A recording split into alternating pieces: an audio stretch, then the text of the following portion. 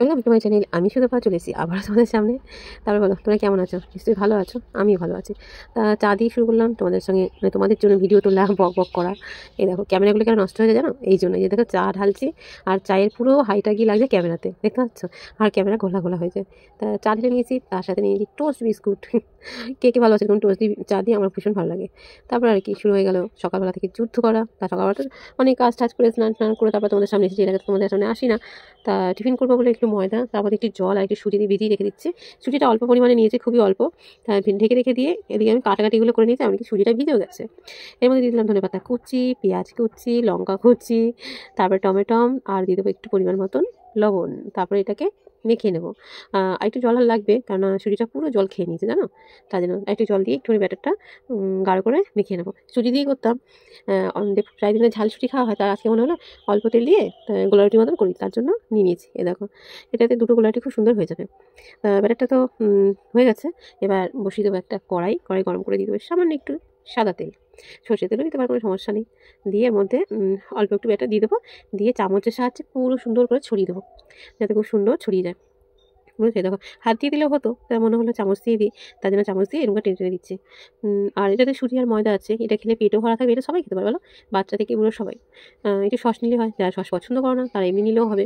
তা দেখো এক পিঠটা হয়ে গেছে, এক পিঠটা দিলাম। প্রথমে দিলে ডিম দেবো, তারপর বললাম না ডিম ছাড়াই করি, তাহলে ডিম ছাড়াই করলাম, বুঝতে পারছো? দেখো ডিমও দিতে পারো, আবার পেঁয়াজটা না দিলেও হয়, আবার পেঁয়াজ রসুন দিলেও হয়।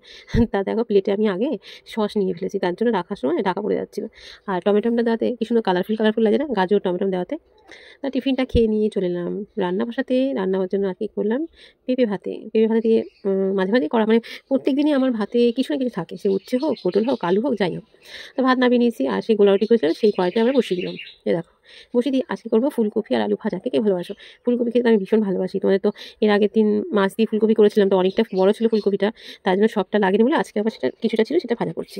এ দেখো ছোটো করে কেটে দিয়ে আলু দিয়ে ফুলকপি দিয়ে ভাজা করতে আমি দিয়ে দিয়েছি কাঁচা লঙ্কা। জানো তো এখন তো শীত পড়ছে, আর মানে অনেক জায়গা থেকে কত রকম পাখি আসে, ডাক শুনতে পাচ্ছ মনে হয় তোমরা। আবার জানো তো এক ঝাঁক মানে টিয়া পাখি কি সুন্দর আসছে গোল করে, কি ভালো লাগছে। তাই এরকম অনেক রকম পাখি প্রত্যেকবার শীত হলেই এরকম আসে জানো। তো দেখো নুন হলুদ কাঁচা লঙ্কা দিত, আলুটা ভাজা করছি। আর কালারফুল হওয়ার জন্য আমি আবার কিছুটা গাজর দিয়ে দিলাম, দেখতে পাচ্ছ? এই দেখো দিয়ে একটু তো টাইম লাগে, জানো যে কোনো জিনিস রান্না করতে গেলে জিনিসটা নরম হবে, ততক্ষণ তো আমাকে নাড়াচাড়া করে যেতে হবে, তাই না? তো দেখো লাল লাল হয়ে গেছে, এই সময় আমি ভাজাগুলো তুলে নেবো। আর ফুলকপি আর ভাজা দিয়ে ভাত খেতেও ভালো লাগে, এমনকি ডাল দিয়ে যদি এই ভাজাটা দেয় তাহলেও ভালো লাগে, তাই না? তাই ভাজা হয়ে গেছে, তুলে নিয়েছি। এই দেখো, আর এই দেখো মাছটা ভেজে নিচ্ছি, সেটাই তোমাদেরকে দেখাচ্ছি যে মাছটা ভাজছি। তা মাছটা ভালো করে ভেজে তুলে নেবো। তোমরা কি পাখির ডাক শুনতে পাচ্ছ? আমার তো ভীষণ ভালো লাগছে। আর তারপরে নতুন বন্ধুরা, তোমাদের বলছি চ্যানেলটাকে সাবস্ক্রাইব করে পাশে থেকো। নতুন বন্ধু পুরনো বন্ধু সবাই পাশে থেকো। তোমরা আমার ভিডিও দেখো, আমিও তোমাদের ভিডিও দেখবো, বুঝতে পারছো? আমি এরকম অনেকের ভিডিও দেখি জানো তো, তারা না এরকম ভিডিওর কমেন্ট পাই কিনা আমি জানি না, হয়তো আমার কমেন্ট তাদের কাছে পৌঁছায় না, বুঝেছো?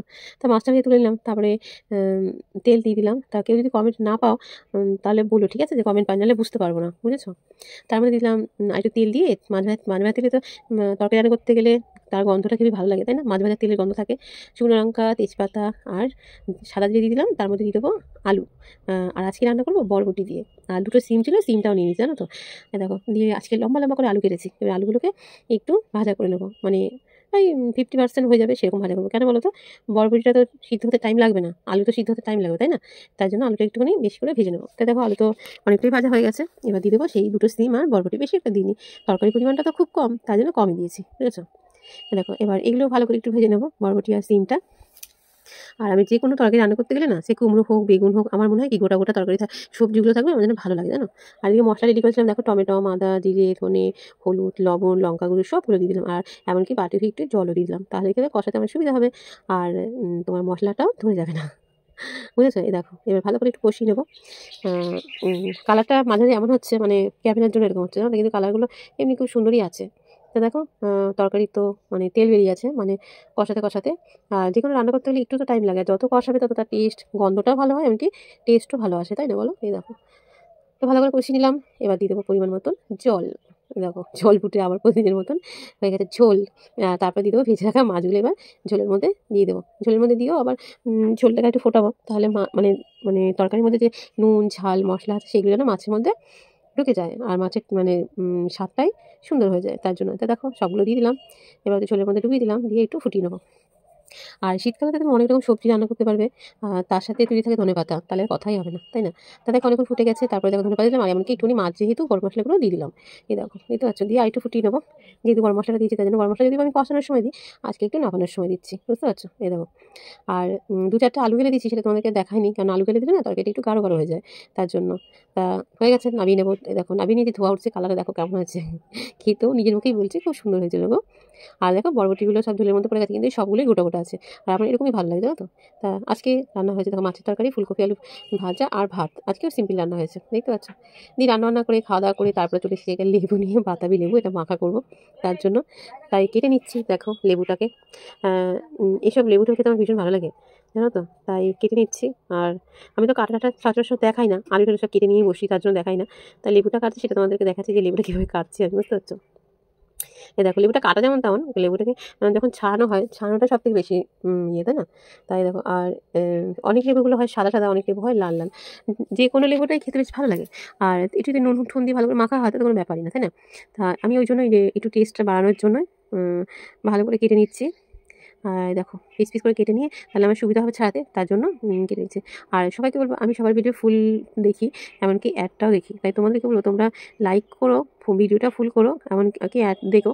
তো তোমাদের যদি বিশ্বাস না হয় তোমরা চেক করবে, যদি কিছু চেক করা থাকে চেক করবে, দেখবে আমি ফুল ভিডিও দেখি, সঙ্গে প্লাস পুরো অ্যাডটাও থাকে। বুঝতে পারছো? যার যতটা অ্যাড হয় ততটাই দেখি। আর এখন থেকে ভিডিও দিতে গেলে একটা ডাক বাংলোর একটা চিকেন রেসিপি দেয়, ওই অ্যাডটা খুব দেয়।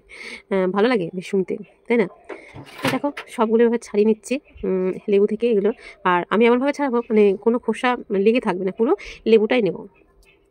আর যখন মা বেঁচে ছিল তখন মায়ের বাড়িতে একটা গাছ আছে, এরকম অনেক লেবু হয়, বাড়িতে সবাই খায়। আর এমনকি পাড়ায়ও অনেকে দেয়, বুঝতে পারছো? এই দেখো, তাই এই লেবুটা সেরকমই কালারটা, এমনকি খেতেও ভালো, বুঝলে? তো দেখো এরকম করে সবগুলো লেবু ছাড়িয়ে নিচ্ছি। আর এইসব জিনিস না যদি তুমি লঙ্কা পুড়ি মাখো তাহলে বেশ ভালো হয়, লঙ্কা পুড়ি মাখলে। কিন্তু আমি পুরো লঙ্কা দিয়ে মাখিনি, আমি একটা কাঁচা লঙ্কা দিয়ে মেখেছি। তা ছাড়াতে তোমাদেরকে দেখালাম যে কীভাবে ছাড়াচ্ছি। পুরো মানে খোসাগুলো, মানে এরকম যদি ছাড়াও তাহলে খোসাগুলো পুরো বাদ চলে যায়, আর পুরো লেবুর অংশটাই নেওয়া হয়ে যায়, বুঝতে পারছো? আর একটা লেবু কাটতে তো একটুখানি সময় লাগে না, ছাড়াতে গেলে অনেকটা সময় লাগে। তা সবটা তো তোমাদের দেখাইনি, তাও কিছুটা অংশ দেখালাম যে আমি কীভাবে ছাড়াই। এভাবে ছাড়াবে, দেখবে ছাড়া খুব সুন্দর ছেড়ে যাবে। তাই দেখো, বুঝতে পারছো? সবগুলো আমার ছাড়ানো হয়ে গেছে। এবার ছাইটা নিয়ে এবার হচ্ছে গিয়ে কেটে নেবো লঙ্কা, যেহেতু কাঁচা লঙ্কা দিয়ে মাখাটা করব, তার জন্য নিয়ে নেবো কাঁচা লঙ্কা কুচিয়ে।